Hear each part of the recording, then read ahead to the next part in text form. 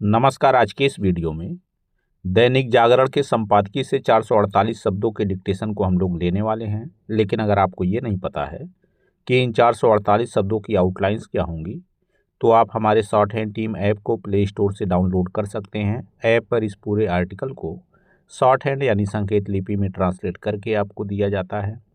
और अगर आपको इस डिक्टेशन के PDF की ज़रूरत है तो PDF भी आपको ऐप पर ही मिलेगा। लिंक इसी वीडियो के ठीक नीचे डिस्क्रिप्शन बॉक्स में आपको ऐप का मिल जाएगा। इस डिक्टेशन को हम 3 अलग अलग स्पीड में लेंगे। पहली बार में 70 की स्पीड में, दूसरी बार में 80 की स्पीड में, तो तीसरी और आखिरी बार में इसी डिक्टेशन को हम लोग 90 की स्पीड में लेने वाले हैं। तो 70 की स्पीड में आपका डिक्टेशन स्टार्ट होगा 5 सेकंड के बाद। तब तक के लिए आप रेडी रहें।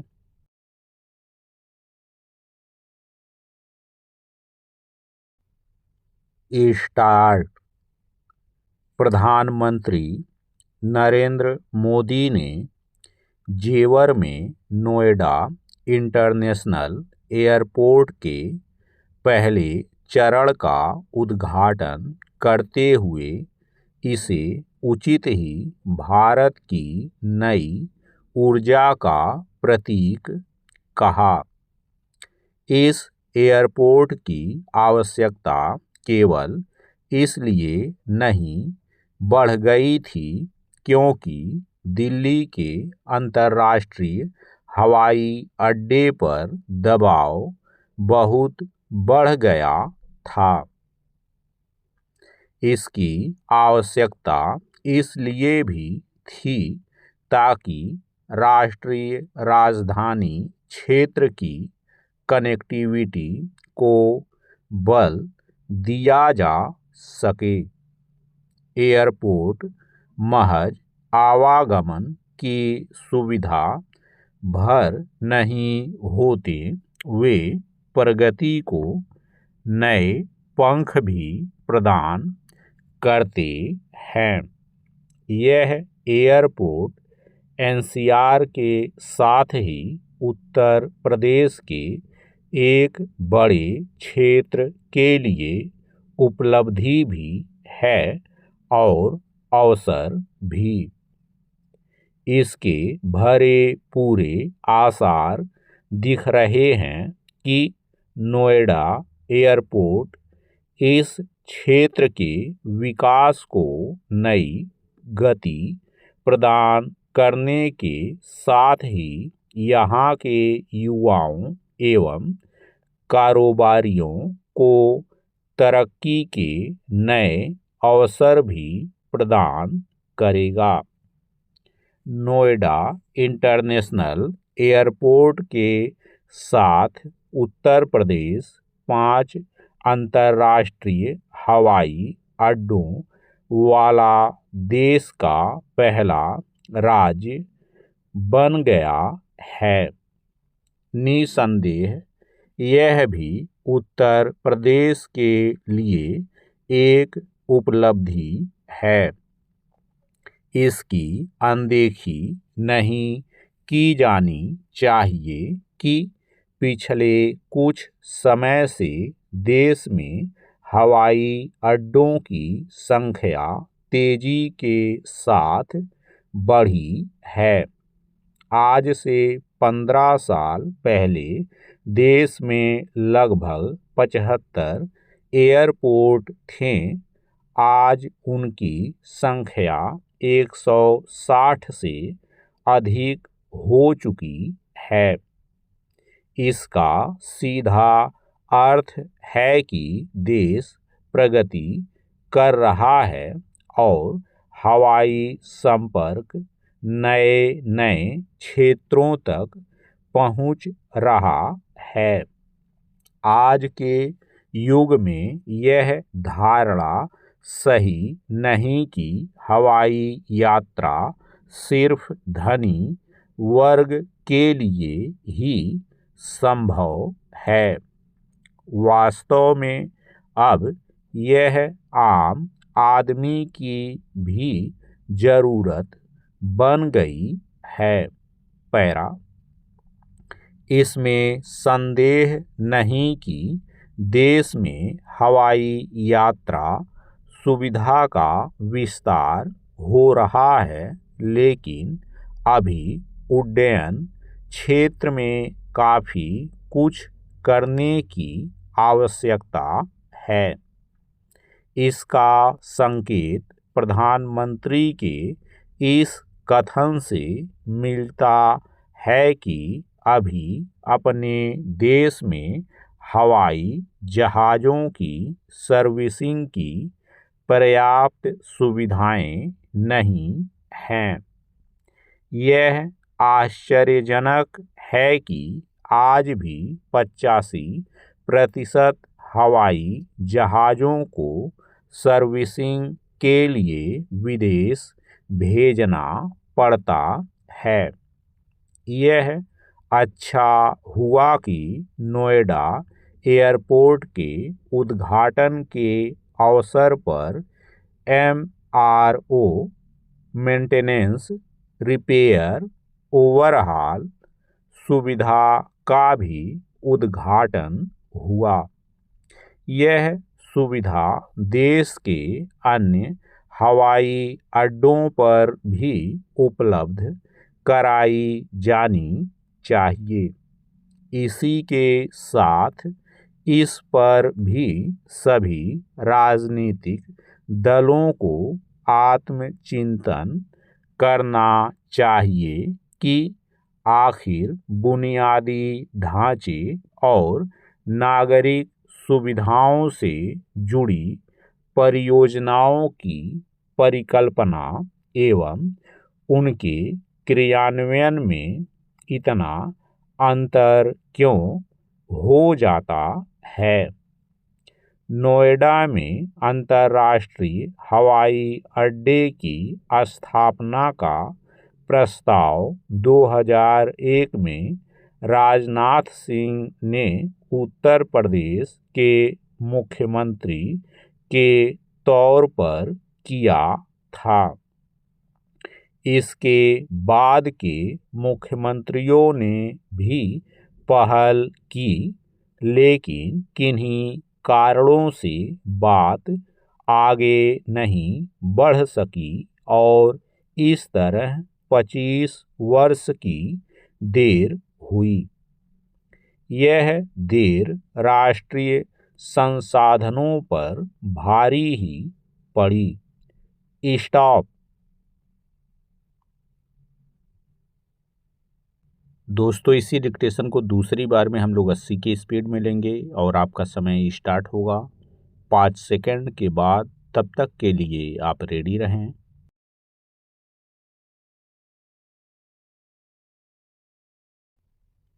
स्टार्ट।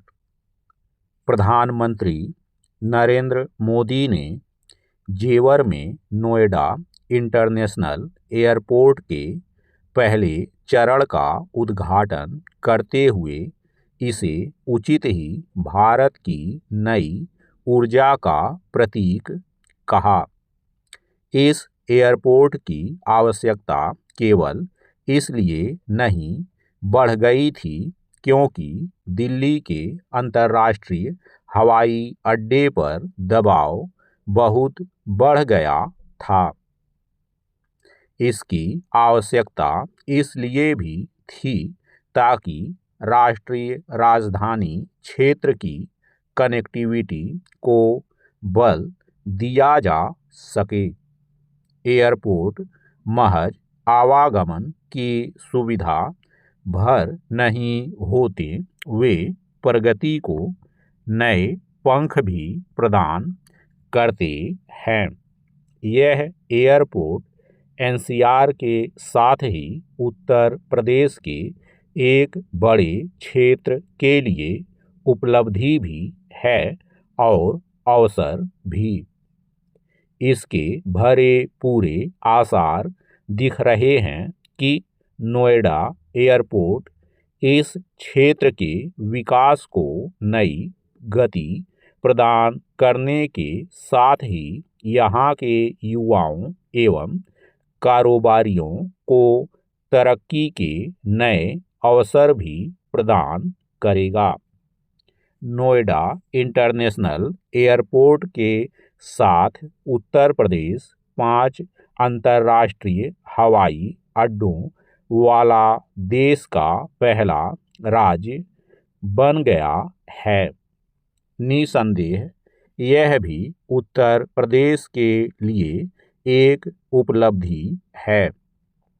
इसकी अनदेखी नहीं की जानी चाहिए कि पिछले कुछ समय से देश में हवाई अड्डों की संख्या तेजी के साथ बढ़ी है।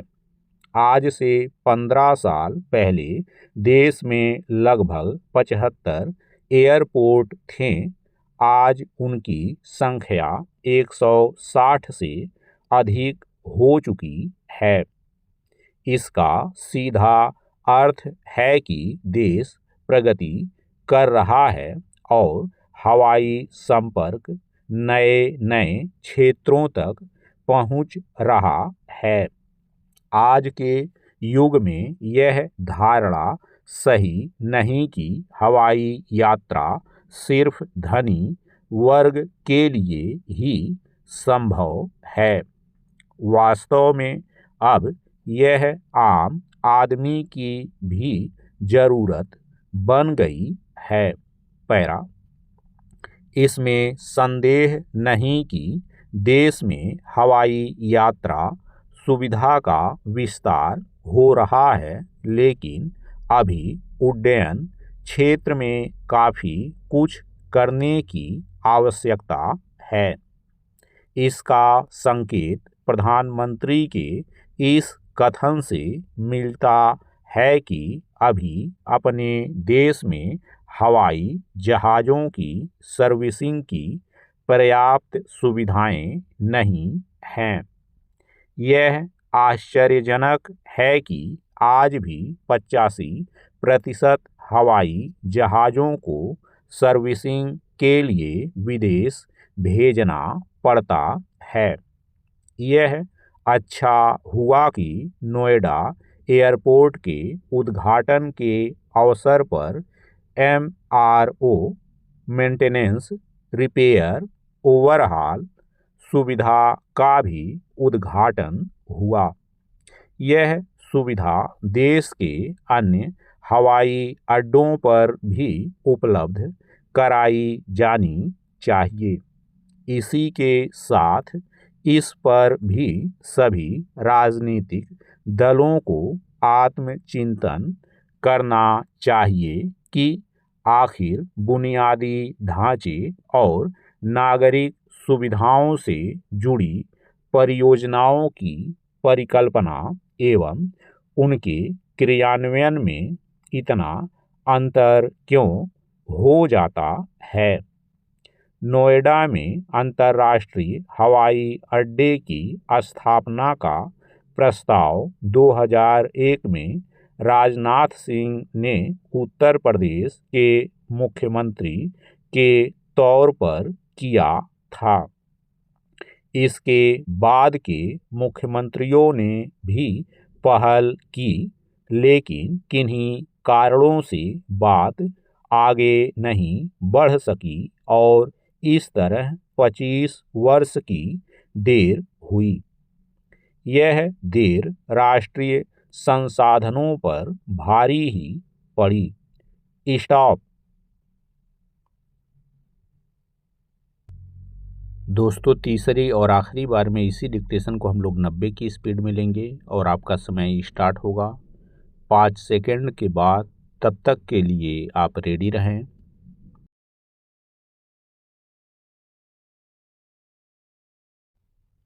स्टार्ट।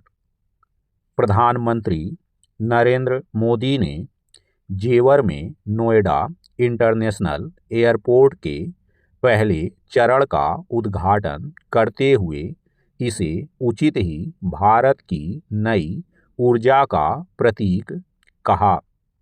इस एयरपोर्ट की आवश्यकता केवल इसलिए नहीं बढ़ गई थी क्योंकि दिल्ली के अंतर्राष्ट्रीय हवाई अड्डे पर दबाव बहुत बढ़ गया था। इसकी आवश्यकता इसलिए भी थी ताकि राष्ट्रीय राजधानी क्षेत्र की कनेक्टिविटी को बल दिया जा सके। एयरपोर्ट महज आवागमन की सुविधा भर नहीं होते, वे प्रगति को नए पंख भी प्रदान करते हैं। यह एयरपोर्ट एनसीआर के साथ ही उत्तर प्रदेश के एक बड़े क्षेत्र के लिए उपलब्धि भी है और अवसर भी। इसके भरे पूरे आसार दिख रहे हैं कि नोएडा एयरपोर्ट इस क्षेत्र के विकास को नई गति प्रदान करने के साथ ही यहाँ के युवाओं एवं कारोबारियों को तरक्की के नए अवसर भी प्रदान करेगा। नोएडा इंटरनेशनल एयरपोर्ट के साथ उत्तर प्रदेश 5 अंतर्राष्ट्रीय हवाई अड्डों वाला देश का पहला राज्य बन गया है। निसंदेह यह भी उत्तर प्रदेश के लिए एक उपलब्धि है। इसकी अनदेखी नहीं की जानी चाहिए कि पिछले कुछ समय से देश में हवाई अड्डों की संख्या तेजी के साथ बढ़ी है। आज से 15 साल पहले देश में लगभग 75 एयरपोर्ट थे। आज उनकी संख्या 160 से अधिक हो चुकी है। इसका सीधा अर्थ है कि देश प्रगति कर रहा है और हवाई संपर्क नए नए क्षेत्रों तक पहुंच रहा है। आज के युग में यह धारणा सही नहीं कि हवाई यात्रा सिर्फ धनी वर्ग के लिए ही संभव है। वास्तव में अब यह आम आदमी की भी जरूरत बन गई है। पैरा इसमें संदेह नहीं कि देश में हवाई यात्रा सुविधा का विस्तार हो रहा है, लेकिन अभी उड्डयन क्षेत्र में काफ़ी कुछ करने की आवश्यकता है। इसका संकेत प्रधानमंत्री के इस कथन से मिलता है कि अभी अपने देश में हवाई जहाज़ों की सर्विसिंग की पर्याप्त सुविधाएं नहीं हैं। यह आश्चर्यजनक है कि आज भी 85% हवाई जहाज़ों को सर्विसिंग के लिए विदेश भेजना पड़ता है। यह अच्छा हुआ कि नोएडा एयरपोर्ट के उद्घाटन के अवसर पर MRO मेंटेनेंस, रिपेयर, ओवरहाल सुविधा का भी उद्घाटन हुआ। यह सुविधा देश के अन्य हवाई अड्डों पर भी उपलब्ध कराई जानी चाहिए। इसी के साथ इस पर भी सभी राजनीतिक दलों को आत्मचिंतन करना चाहिए कि आखिर बुनियादी ढांचे और नागरिक सुविधाओं से जुड़ी परियोजनाओं की परिकल्पना एवं उनके क्रियान्वयन में इतना अंतर क्यों हो जाता है। नोएडा में अंतर्राष्ट्रीय हवाई अड्डे की स्थापना का प्रस्ताव 2001 में राजनाथ सिंह ने उत्तर प्रदेश के मुख्यमंत्री के तौर पर किया था। इसके बाद के मुख्यमंत्रियों ने भी पहल की, लेकिन किन्हीं कारणों से बात आगे नहीं बढ़ सकी और इस तरह 25 वर्ष की देर हुई। यह देर राष्ट्रीय संसाधनों पर भारी ही पड़ी। स्टॉप।